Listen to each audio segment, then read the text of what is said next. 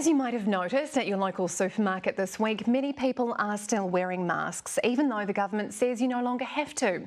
A new hashtag has popped up on Twitter called Mask for Your Mates, encouraging people to keep wearing them. And then there's the online backlash and bullying in response, suggesting Kiwis who do choose to wear a mask are being silly. Well, joining us now is paediatrician Dr. Jen Russell. And Jen, it's actually quite a tricky social issue now, isn't it? Because we don't have these clear-cut rules anymore. How do we navigate this? Kia ora, Yannicka. Yes, I mean, it is a tricky time, isn't it, as Aotearoa just reels from this update and adjusts to really living life with COVID now. We've had 2 years of the government doing the risk assessment for us, and now we're being asked to do that risk assessment.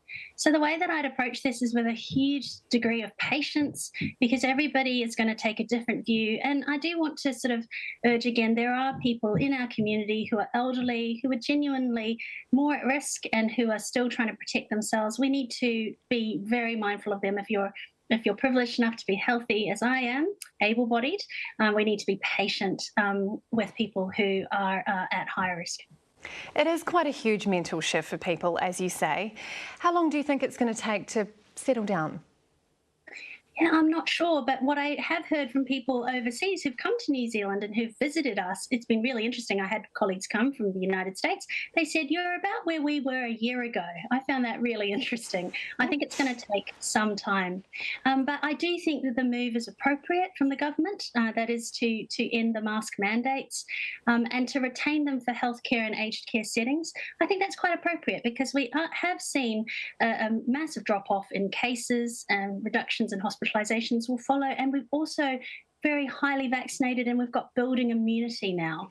I'm interested, Jen, what do you do now when your friends or relatives are wearing a mask and you aren't? I apply what I call the give way rules. I'm blessed enough to be healthy. So, for me, I'm expecting that COVID-19 would be a mild illness that I'd recover from well. But for my whānau members who are disabled or elderly, I'm preparing to give way to them. If they would like us to mask, I'm really happy to do that. The other thing is I wouldn't stop there. I do have disabled and elderly whānau members. I'm thinking about catching up with them outdoors. I'm thinking about offering to do a rapid test before I see them if we're gathering together in close quarters, just so that they know that I'm taking their health really seriously. Dr. Jen Russell, tēnā koe, thank you.